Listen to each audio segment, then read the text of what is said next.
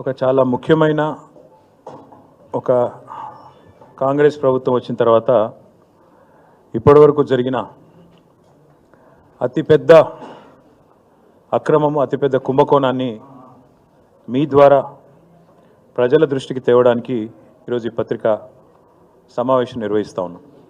విచ్చేసిన పాత్రికేయ మిత్రులందరికీ నమస్కారం, స్వాగతం. వాళ్ళ తెలంగాణలో రేవంత్ రెడ్డి గారి సకుటుంబ సపరివార అవినీతి కథా సినిమా నడుస్తూ ఉంది, కథా చిత్రం నడుస్తూ ఉంది. ఒకటి కాదు రెండు కాదు చెబుతూ పోతే ఎన్ని వస్తున్నాయంటే కుంభకోణాలు ఒకటి తర్వాత ఒకటి.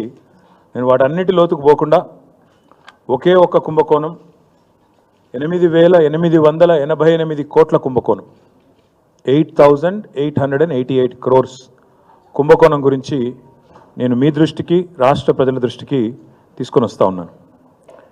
ఇవాళ రాష్ట్రంలో ముఖ్యమంత్రిగా రేవంత్ రెడ్డి గారు ఉన్నారు, మున్సిపల్ వ్యవహారాల మంత్రిగా కూడా రేవంత్ రెడ్డి గారే ఉన్నారు.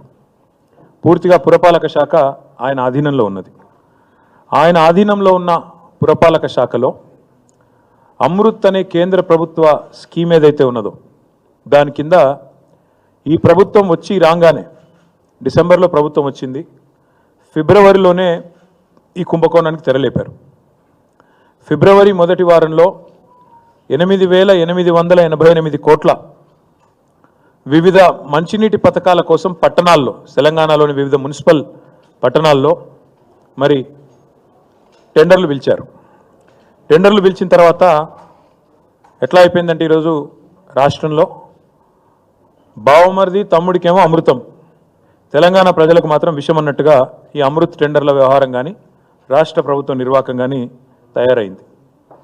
ప్రతిపక్షంలో ఉన్నప్పుడేమో ఆనాడు కేసీఆర్ గారిని, మా గవర్నమెంట్ని, కుటుంబ పాలన అని నోటికొచ్చినట్టు దూషించిన రేవంత్ రెడ్డి ఇవాళ తెలంగాణ ప్రజలకు సమాధానం చెప్పాలి.